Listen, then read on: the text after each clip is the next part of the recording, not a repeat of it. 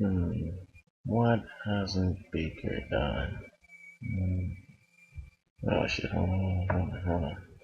There's an easier way to figure this out. It's a fucking heck of the dude's page. Right, so. Hmm. Wait. So, rain. Oh, sweet. There we go. Something like Baker on. So, B. Done a tutorial on frame syncing. Right, guys, this is Exceed done, and I guess I'll be doing a tutorial on frame syncing, man. Let me just close this up in case it fucks up my After Effects. And basically what this is I'll show you an example here.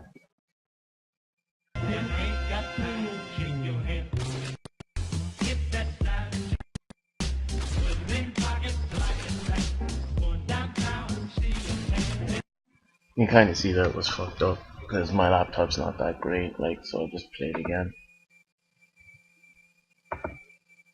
Alright, I won't play it again, okay, that's cool too.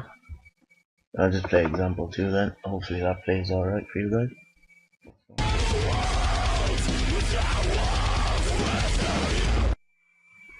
So basically, hopefully you can get the idea. What you're trying to do is,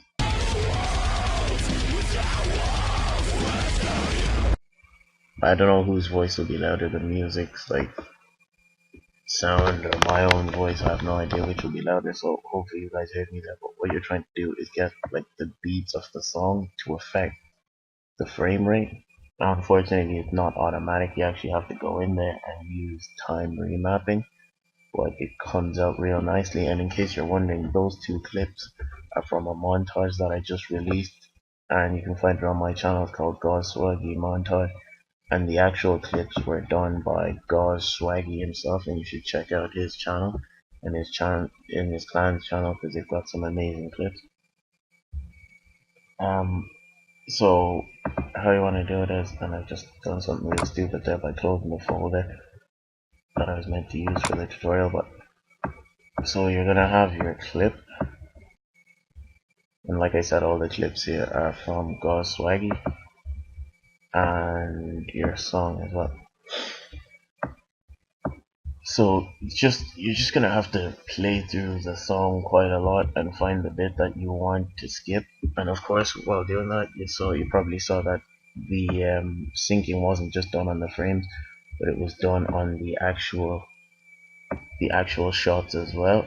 So you can still do that. You can't. It's not like you pick and choose one. It works for pretty much everything. So what I'm gonna have to do myself is actually listen to the song a bunch of times. So maybe I'll skip this part, or maybe I'll render it out as well. I don't know. But here we go anyway. About here, I'd say. Hit that jive jack, fully pocket, like it back. Time and time waits for no man, and ain't got to shake your head. Hit that jive jack, fully pocket. Okay, so there, right about there. And ain't got to shake your head. Hit that jive.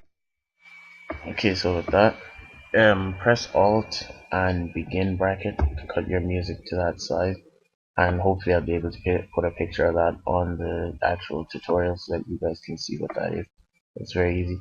And in case you're wondering, I don't think I said how, but if you want to move this thing with a shortcut, you can press B as well. So if it's over here, I press B, and well, it doesn't trim, but it brings the work area all the way there. You can also press N, of course, to bring the end there as well. So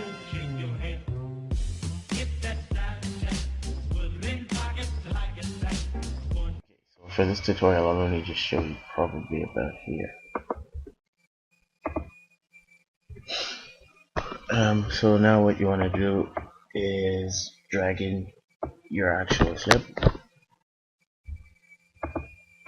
and this is really where all the fun starts. So as with every clip, there's a bit of the very start that you probably want to get rid of. So there we go there, and again I'm just pressing Alt begin bracket to cut that up real fast. And in the actual clip, I have a little effect that happens here, so I'm just gonna leave that as it is. And so basically what I'm gonna do now is that the actual clip is playing at a quarter, so you guys might not be able to perfectly make it out. I might put it to a half, but if my computer starts dying or anything like that, I'll put it back to a quarter. What I'm trying to do now is I'm gonna go and enable time remapping. So how you do that, you just right click on the clip and go to your time and click enable time remapping. And what this allows you to do is set keyframes for the exact time on that clip. So if I have a 3-second clip and I go to the very middle and set a keyframe, what that's going to do is set a keyframe for 1.5 seconds. So if I keep moving the clip over here, 1.5 second, the time 1.5 second on the clip will happen right here. So that'll speed up this bit so that 1.5 seconds can happen in a half a second or whatever, and slow down the bit to the right so that the rest of the 1.5 seconds of the clip will happen over 2 seconds or whatever is left. So what I'm gonna go in and do first is keyframe just the area where he's shooting. And what I like to do here as well is if I'm going to record reloading, I like to keyframe that as well. So I'm just guessing I'm gonna pause the video since I'll show you how to do one. Is I keyframe where he started reloading and when he finished reloading, and just before he shot the clip. So I'll meet you there. Alright, so after I'm done keyframing all the sounds, like I can start really like listening to the song, and you notice I had to actually stretch out the composition. So what I'm gonna do is just pull out the audio layer clip so that the song will play through to the very end. And now really what you have to do is paying attention to the waveform, and how you pull that up is you just double tap L really quick to pull up the waveform. What you want to do is while the song is playing, pay attention to the beats that you want and what waveforms they correspond to.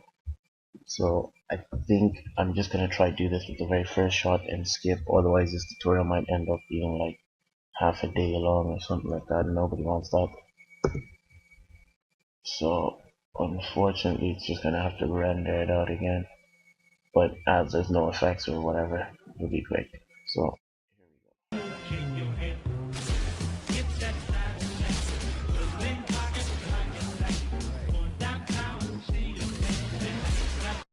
okay, so actually what I think I might do is just speed up this kill here, which is this long thing here, just so that it takes just about the same amount of time to happen as that one there.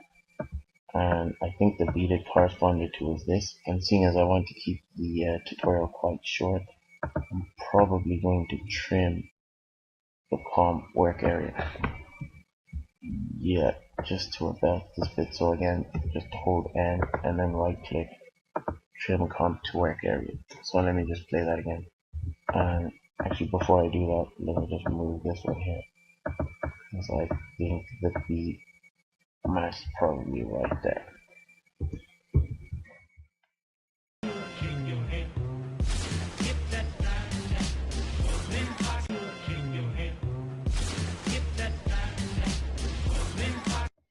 And what I've also noticed that these are the two bits or beats where I want to frame skip.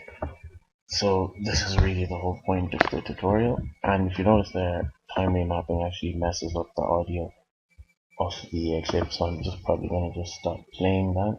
And so basically what you want to do with this, seeing as this is probably the start of the tutorial, is when you're frame skipping, you want to make sure people know you're frame skipping and not going to another clip. So if you just play your clip, what you want to pay attention to when you're frame skipping is that you move to a point that you can still see at the very start, like your start frame skip, move to a point that people can see, otherwise they might think, oh, he's gone to a different map or something like that. So what I like to do is take like a slight little zigzag motion, just that just adds something of its own to the clip. So what I'm looking at here is trying to skip to about there. right here. And so how you do the skip effect is that you just, again, you keyframe the bit like that you want to skip to, and I'll probably go forward like about 3 frames just so that there's still a bit of motion in the clip. I'll keep 3 frames of it and then go to the very next bit where I want to skip to, which is right about when his drawing is gone out. Just, let me see, probably there, and I'll delete that one, right? Yeah, just here, wait.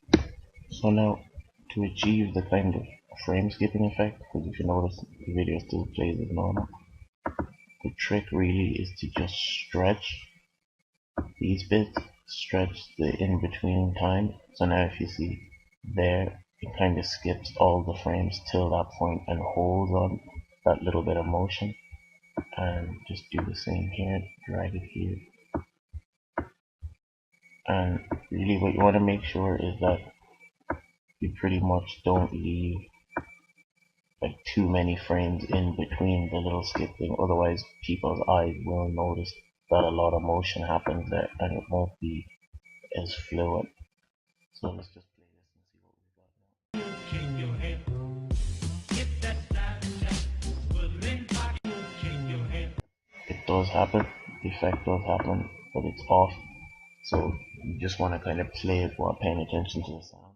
In your head. Get that side will impact. I wanted to skip the first frame right here, and then the second skip happens just here. So let me play that again. In your head.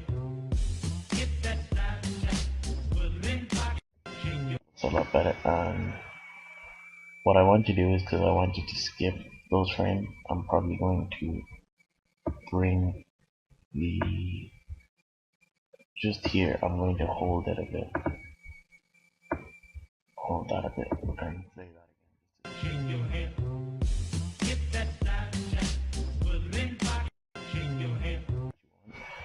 And to make it look smooth, what you want to do, you probably want to save this till the very end, is you want to enable frame blending. So to enable frame blending, come up here and click the switch. And this is personal preference as to which one of these you like, but I like to use pixel motion, I think, which basically gives you a kind of a Twixtery effect on it. I'll show you here what it does. It increases your render time like a bitch, but it does give a nice effect. So hopefully I only have to show you guys this once to see if you can see the warping there. In your head. Get that side will impact in your head. To the other one.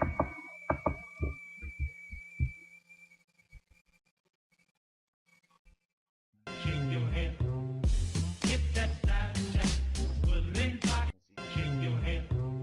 Warping it up. It'll actually like try and calculate, I don't know, I think Adobe like got Einstein on it, and what it basically does is calculates all the frames in the middle, like where all the pixels would have moved to, and it gives you this very blurry thing. And like you might want this if you want to move something really fast and kind of show like after images of it, but I don't really want all the blurriness. I just want more like concentrated thing with the whole Twister effect on it, of warping and stuff like that. And if you just keep playing around with it, In your head. Get that side will impact in your head. Get that side will impact in your let me try just get one done in full resolution for you guys. in your head. Get that side will impact.